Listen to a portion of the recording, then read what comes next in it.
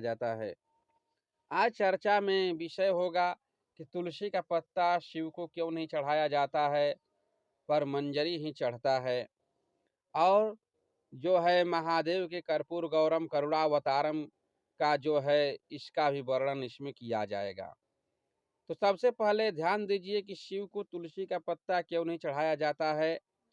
जरा विचार करिए, इसे हम अपवाद मानते हैं, एक ढकोसला है, रूढ़िवादी है। ऐसा कोई बात नहीं है, क्योंकि वृंदा जो है शिव की भक्त थी और शिव से वरदान मिला था कि जब तक वृंदा सुहागन रहेगी, उसका जब तक सत बरकरार रहेगा, उसके पति को कोई नहीं मार सकेगा। इस शिव से वरदान था। स्वयं महादेव भी वरदान दिए थे कि हम भी चाहे तो तुम्हारे पति को नहीं मार सकते।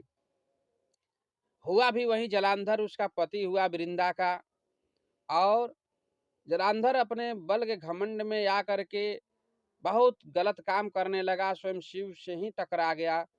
और शिव से जब युद्ध हुआ तो शिव मारते भी थे और मजबूरन अपने वरदान की मर्यादा के लिए जलांधर को जिला भी देते थे।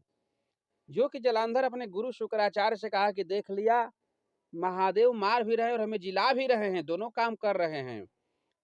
तो शुक्राचार्य ने कहा कि ऐसा बात है जलांधर कि महादेव अपने वरदान का सम्मान कर रहे हैं, नहीं तो तुझे तो मार देते। लेकिन सम्मान तो वृंदा के सत का था और महादेव के वरदान का था। लास्ट में भगवान विष्णु आए और वृंदा के, ध्यान देने की बात है, भगवान विष्णु आए और वृंदा के सत को खंडन कर दिए। जैसे ही वृंदा का सत भंग हुआ, उसका पति जलांधर मारा गया।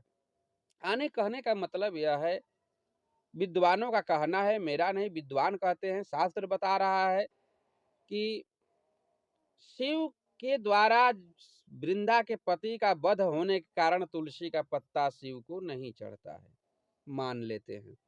तो विष्णु ने तो उस वृंदा के साथ छल किया था, विष्णु को क्यों चढ़ता है? पर विष्णु को चढ़ता है, मान लेते हैं, अच्छी बात है। लेकिन देखिए, इसे रूढ़िवादी मैंने इसलिए बताया, ढकोसला इसलिए बताया कि शिव को तुलसी का पत्ता लोग कहेंगे कि नहीं चढ़ता है, पर शिव को तुलसी का मंजरी चढ़ेगा। यानी फल, तुलसी का जो है फल जो है वो चढ़ेगा, उसे फल को मंजरी लोग बोलते हैं और पत्ता को वर्जित कर रहे हैं। ढकोसला नहीं है तो क्या है? अरे हराम तो हराम, जिस तरह से शिव महापुराण में ऐसा कोई इसकी व्याख्या नहीं है। शिव महापुराण जो है केवल यही मना करता है कि शिव को सिर्फ केतकी का फूल नहीं चढ़ाया जाता है। शिव को केवल केतकी का फूल नहीं चढ़ता है और बाकी ऐसा कोई चीज नहीं है कि जो ना शिव को चढ़ो। आपको जो अच्छा लगे, जो पसंद लगे वह शिव को चढ़ाइए, जो नहीं लगता है उसे छोड़ दीजिए। एक लोटा जल चढ़ा दीजिए, लाल फूल चढ़ा दीजिए, अक्षत चढ़ा दीजिए, कनेर का फूल चढ़ाइए, यानी जो भी आपको अच्छा लगे चढ़ा दीजिए। चढ़ा दिए तब भी, नहीं चढ़ाए तब भी महादेव खुश हैं। लेकिन केतकी का जब फूल शिव के लिए वर्जित किया गया है कि केतकी का फूल शिव को नहीं चढ़ेगा, तो केतकी का न फूल चढ़ता है, न पत्ता, न कुछ भी फल फूल नहीं चढ़ता है। आप जरा बतलाइए बात कहाँ तक सत्य है बंधुओं, कि शिव ने वध कर दिया जलांधर का तो शिव को तुलसी का पत्ता नहीं चढ़ेगा पर मंजरी चढ़ेगा। जब शिव को मंजरी चढ़ेगा तो पत्ता भी चढ़ सकता है। लेकिन यहाँ पर तो कितने लोग भयभीत हो जाते हैं कि हमको किसी ने कह दिया कि तुलसी का पत्ता मत चढ़ाइए, नहीं चढ़ाएंगे तो हमारा विनाश हो जाएगा।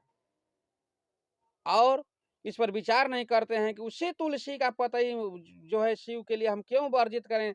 मंजरी तो शिव को चढ़ रहा है, जब मंजरी चढ़ेगा तो पत्ता भी चढ़ेगा। अब चलते हैं आगे की तरफ।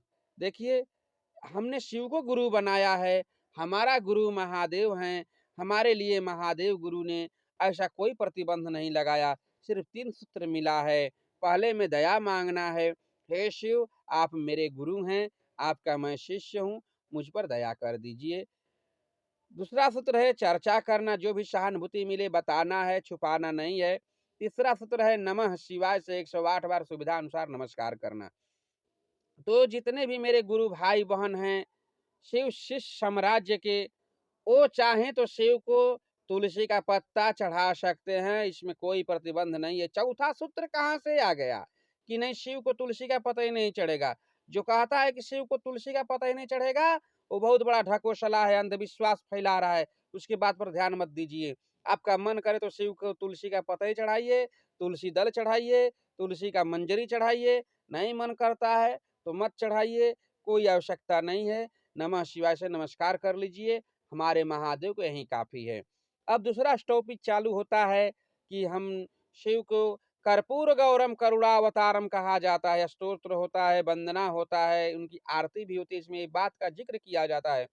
कर्पूर माने कपूर के समान गौर, गोरा, यानी कपूर के समान शीतल, दम बिल्कुल कर्पूर गौरम, गोर हो, दम सफेद चमकट, चमकने वाला, सफेद, दम निर्मल स्वच्छ, करुणावतारम। यानी मैं कितना वर्णन करूं, कर्पूर का तो बहुत से शब्द होगा बंधु, बहुत से शब्द में उसका कितना वर्णन करूं। तो कर्पूर माने कर्पूर के भांति शीतल, कोमल, स्वच्छ विचार, स्वच्छ मन, स्वच्छ भावना है महादेव, बिल्कुल स्वच्छ हैं। करुणावतारम माने करुणा माने दुख का अवतार, जो दूसरों के दुख को दूर करने के लिए अवतार लिए हैं, उन्हें करुणावतारम कहा गया है। करुणा का अवतार, दूसरों के दुखों को दूर करने के लिए जिन्होंने अवतार लिया है, उनको करुणा अवतार कहा गया है। कर्पूर गौरम करुणावतारम भुजगेंद्रहारम, भुजंग मिश नाग होता है, सर्प होता है, जो कि सर्पों का जिन्होंने हार पहना है उनको भुजगेंद्र हारम कहा गया है। सदा वसंतम हृदय अरविंदे, आने हमारे आपके हृदय में निवास करते हैं, हर एक जीव चराचर के जीव में निवास करते हैं, सभी के हृदय में वो बसते हैं। उनको सदा बसंत माने सबके यहाँ बसते हैं। शिव जब तक हैं तो जीव है, शिव चले गए तो निर्जीव हो गया। सदा वसंतम हृदय अरविंदे भवम भवानी सहितम, हे महादेव, हे सर्वेश्वर, आप मैया पार्वती माँ दुर्गा सहित, भवानी के सहित हमारे हृदय में विराजमान होइए। इसका तात्पर्य यही होता है। भवम भवानी सहितम नमामि, और जो है संसार सारम, आने संसार के सार हैं। सार मिस क्या होता है? बहुत से लोग सोचेंगे कि सार कहा जाता है साला वाला को, क्या? ऐसा कोई बात नहीं है बंधु। सार का मिस होता है जड़, निचोड़, और कुछ नहीं है। सार माने उसका निचोड़, सारांश होता है, उसका संसार के सार है, यानी संसार के आप जोड़ हैं, निचोड़ हैं, उसके जड़ हैं।